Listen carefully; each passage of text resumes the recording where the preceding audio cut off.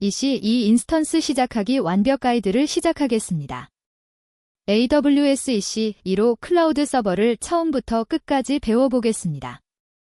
인스턴스 생성부터 SSH 접속까지 초급 개발자도 쉽게 따라할 수 있도록 실무 상황을 담았습니다. 오늘 학습할 내용입니다. EC2가 무엇인지 이해하고 인스턴스 시작 마법사를 사용하는 방법을 배웁니다. AMI 선택, 인스턴스 타입 이해, 키페어 생성, 그리고 마지막으로 SSH 접속하는 방법까지 모두 다룹니다. 먼저 EC2가 무엇인지 알아보겠습니다. EC2는 일래스틱 컴퓨트 클라우드의 약자로 아마존이 제공하는 가상 서버 대여 서비스입니다. 마치 내 컴퓨터처럼 사용할 수 있는 서버를 클라우드에서 빌려 쓰는 것입니다. 필요할 때 켜고 필요 없을 때 끄고 성능도 자유롭게 조절할 수 있습니다. 사용한 만큼만 비용을 지불하는 것이 가장 큰 장점입니다. EC2의 핵심 개념을 살펴보겠습니다.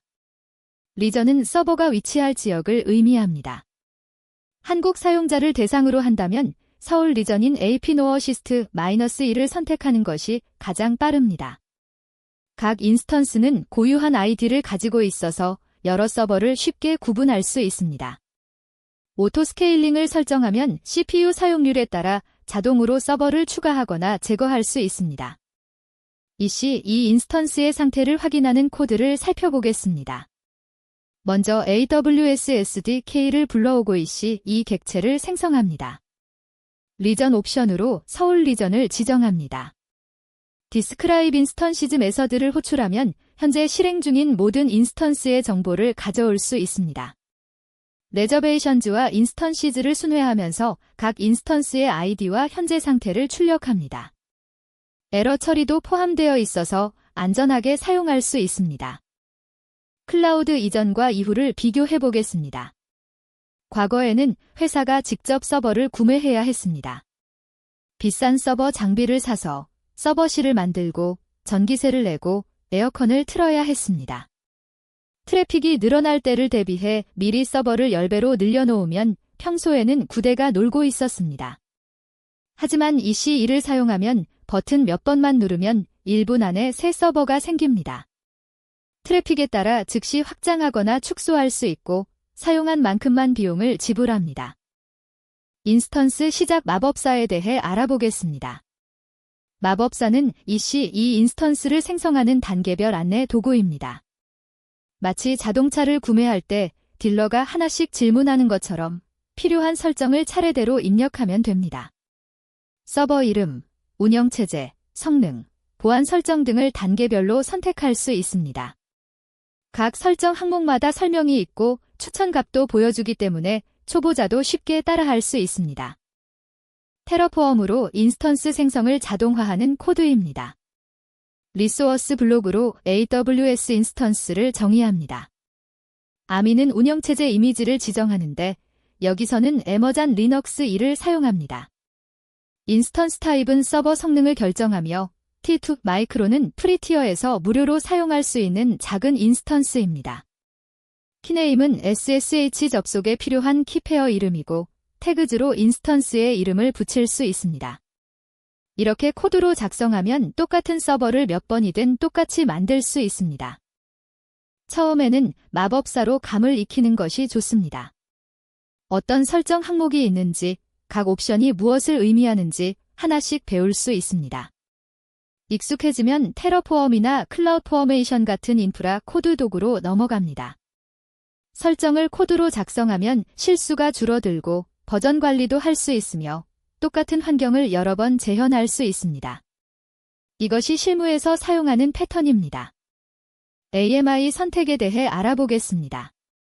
AMI는 에머잔 머신 이미지의 약자로 서버에 설치될 운영체제와 기본 소프트웨어가 담긴 템플릿입니다.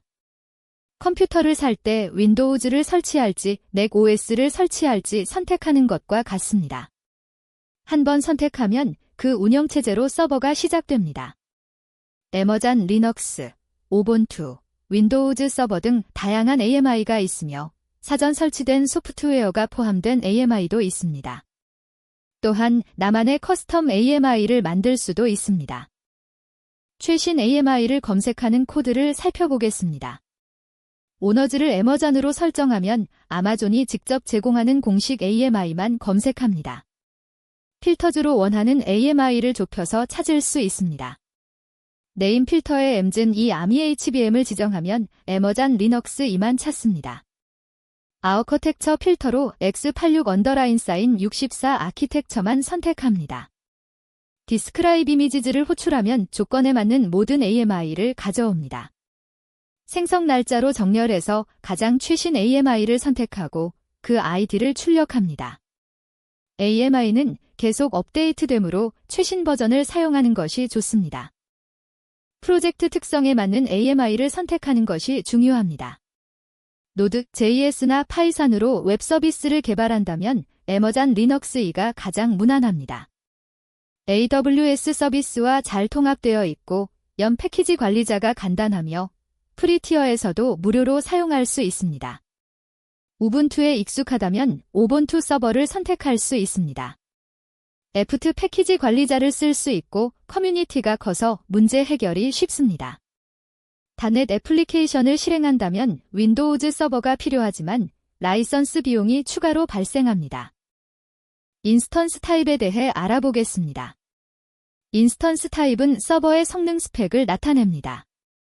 CPU 몇 개, 메모리 얼마, 네트워크 속도 얼마인지를 정의합니다.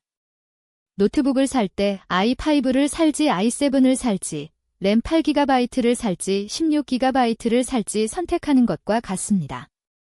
타입 이름에는 규칙이 있습니다. 첫 글자는 패밀리로 용도를 나타냅니다. T는 범용, M은 균형, C는 컴퓨팅 최적화, R은 메모리 최적화입니다. 숫자는 세대를 의미하며 숫자가 클수록 최신 세대입니다. 마지막은 크기로 마이크로, 스몰, 미디엄, 라어지 등이 있습니다. 인스턴스 타입 정보를 조회하는 코드입니다. 필터즈로 인스턴스 타입을 T2. 별표로 지정하면 T2 패밀리의 모든 타입을 검색합니다. 디스크라이브 인스턴스 타입스를 호출하면 각 타입의 상세 스펙을 가져올 수 있습니다. 퍼리치로 순회하면서 타입 이름, BCPU 개수, 메모리 크기, 네트워크 성능을 출력합니다. BCPU는 가상 CPU 개수로 T2 마이크로는 1개입니다. 메모리 인포 사이즈 미비는 메모리 크기를 메가바이트 단위로 보여주며 T2 마이크로는 1024메가바이트 즉 1GB입니다. 넷 퍼포먼스는 네트워크 속도를 나타냅니다. 타입 선택 전략입니다. 작게 시작해서 필요할 때 확장하는 것이 비용 효율적입니다. 처음 시작하는 작은 웹 서비스라면 T2 마이크로로 시작하세요. 프리티어로 1년간 무료입니다. 사용자가 늘어나면 T2 스몰, T2 미디엄으로 업그레이드하면 됩니다. 트래픽이 일정하고 예측 가능하다면 M5 패밀리로 넘어가세요. T2보다 비싸지만 안정적인 성능을 보장합니다. 클릭 몇 번으로 타입을 변경할 수 있으므로 부담 없이 시작하면 됩니다. 키페어 생성에 대해 알아보겠습니다. 키페어는 EC2 인스턴스에 안전하게 접속하기 위한 암호키입니다. 비밀번호 대신 사용하는 파일로 마치 집 열쇠처럼 이 파일이 있어야만 서버에 들어갈 수 있습니다. 2048비트 암호화로 보호되어 사실상 뚫을 수 없습니다. 공개키 개인키 쌍구조로 되어 있습니다. 공개키는 서버에 저장되고 누가 봐도 상관없지만 개인키는 내 컴퓨터에만 있고 절대 공개되지 않습니다. 둘이 짝이 맞아야만 접속할 수 있습니다. 키페어를 생성하는 코드입니다. 퍼럼즈의 키네임을 지정합니다. 크리에이 키페어 메서드를 호출하면 AWS가 키페어를 생성합니다.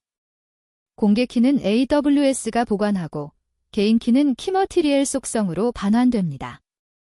중요한 점은 이 개인키를 단 한 번만 받을 수 있다는 것입니다. 즉시 파일로 저장하지 않으면 영원히 사라집니다. 라이파일식로 펜 파일로 저장하고 모드 옵션을 400으로 설정하여 읽기 전용으로 만듭니다. 이 파일을 절대 잃어버리면 안 됩니다. 키페어 보안 관리는 매우 중요합니다. 개인키 파일은 생성 시 단 한 번만 다운로드할 수 있습니다. 분실하면 다시 받을 수 없으므로 안전한 곳에 백업해야 합니다. 권한을 400으로 설정해서 소유자만 읽을 수 있게 합니다. 권한이 너무 느슨하면 SSH가 보안상의 이유로 접속을 거부합니다. 절대로 기트 저장소에 커밋하면 안 됩니다. 기시그노어 파일에 팸 확장자를 추가하여 실수로 커밋되는 것을 방지하세요. SSH 접속 준비 단계입니다. 키페어를 다운로드한 후 크마드 400 명령어로 권한을 변경합니다. 이 콘솔에서 인스턴스의 퍼블릭 IP 또는 퍼블릭 DNS를 확인합니다. SSH 명령어의 I 옵션으로 키페어 파일 경로를 지정하고 사용자 이름과 IP 주소를 입력하면 접속됩니다. 애머잔 리넉스는 ECE 유저, 오본투는 실전 활용 팁을 알려드리겠습니다. AWS 프리티어를 활용하면 1년간 매달 750시간까지 T2 마이크로 인스턴스를 무료로 사용할 수 있습니다. 사용하지 않는 인스턴스는 반드시 중지하거나 종료하세요. 중지하면 컴퓨팅 비용이 나가지 않고 EBS 스토리지 비용만 발생합니다. 보안 그룹은 최소 권한 원칙을 따라야 합니다. 필요한 포트만 열고 나머지는 막아서 보안을 강화하세요. 비용 관리 방법입니다. 클라우드워치를 사용하면 인스턴스의 사용량을 실시간으로 모니터링할 수 있습니다. CPU, 메모리, 네트워크 사용량을 추적하여 적절한 타입을 선택하세요. 예약 인스턴스를 구매하면 1년 또는 3년 약정으로 최대 75%까지 비용을 절약할 수 있습니다. 스팟 인스턴스는 UUEC 이 용량을 경매 방식으로 사용하는 것으로 최대 90%까지 저렴하게 사용할 수 있습니다. 단, 언제든지 중단될 수 있으므로 상태 비저장 워크로드에 적합합니다. 보안 베스트 프랙티스입니다. 보안 그룹 설정이 가장 중요합니다. 필요한 포트만 개방하고 소스 IP를 제한하세요. SSH는 22번 포트를 사용하는데 모든 IP에서 접속 가능하게 하지 말고 회사 IP나 집 IP만 허용하는 것이 안전합니다. 키페어는 개인 키를 안전하게 보관해야 합니다. 암호로 보호하거나 하드웨어 보안 모듈에 저장하는 것도 좋은 방법입니다. IAM 역할은 최소 권한 원칙을 따라야 합니다. 인스턴스에 필요한 권한만 부여하고 나머지는 제거하세요. 다음 단계로 나아갈 수 있습니다. 이 기본을 익혔다면 로드 밸런서를 사용해보세요. 여러 인스턴스의 트래픽을 분산시켜서 가용성과 성능을 높일 수 있습니다. 오토 스케일링을 설정하면 트래픽에 따라 자동으로 인스턴스를 추가하거나 제거합니다. 관리자가 직접 개입하지 않아도 최적의 상태를 유지합니다. RDS와 연동하면 관리형 데이터베이스를 구축할 수 있습니다. 백업, 패치, 장애 조치를 AWS가 자동으로 처리합니다. 이 인스턴스 시작하기 완벽 가이드를 마칩니다. 오늘 배운 내용을 정리하면 EC는 클라우드에서 빌려 쓰는 가상 서버입니다. 인스턴스 시작 마법사로 단계별로 설정할 수 있고 AMI로 운영체제를 선택하며 인스턴스 타입으로 성능을 결정합니다. 키페어로 안전하게 접속하고 SSH로 서버를 관리합니다. 작게 시작해서 필요할 때 확장하는 것이 클라우드의 핵심입니다.